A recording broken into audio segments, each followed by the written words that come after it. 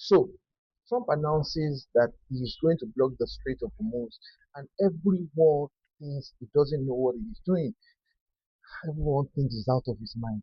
However, this might be his most intelligent and most foolish move ever.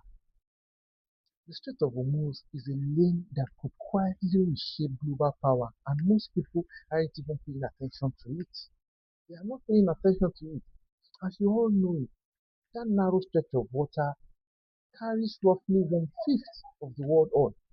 So whatever happens here doesn't stay here. You understand? Now, there is a growing idea that Iran may not want to shut the strait, but instead control it. And by control, I mean something very simple. You pass boats under their terms. They make escort arrangements, security guarantees, and maybe even informal toll systems. And here's the interesting part. Some countries might actually be okay with that. Think about it. China needs steady oil flow. India is energy hungry. Turkey plays both sides strategically.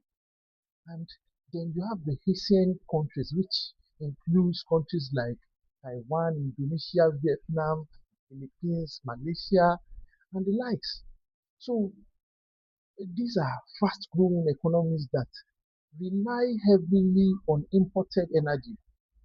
And so are some other European Union countries. They don't necessarily care about who controls the strait. They just want it open and predictable and even stable. Now, the United States, for decades, the global system has worked on one basic principle. The US Navy keeps the sea open, and that matters because the US has what we call the Blue Water Navy, a force that can operate anywhere in the world. And right now, no one matches that reach at the same level, not even China yet. China is still developing theirs. So no one matches the US. So if the US starts talking about blocking the Strait of Hormuz or controlling movement around the Strait of Hormuz, that then that's strategic. It's basically saying if Iran becomes the gatekeeper, will control whatever happens after the gate.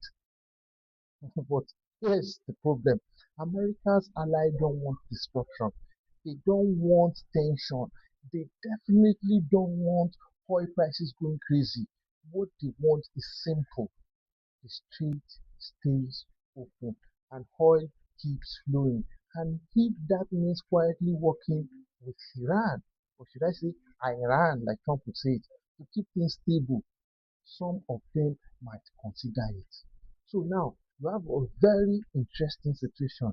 This is no longer about military power, it's about who controls the system.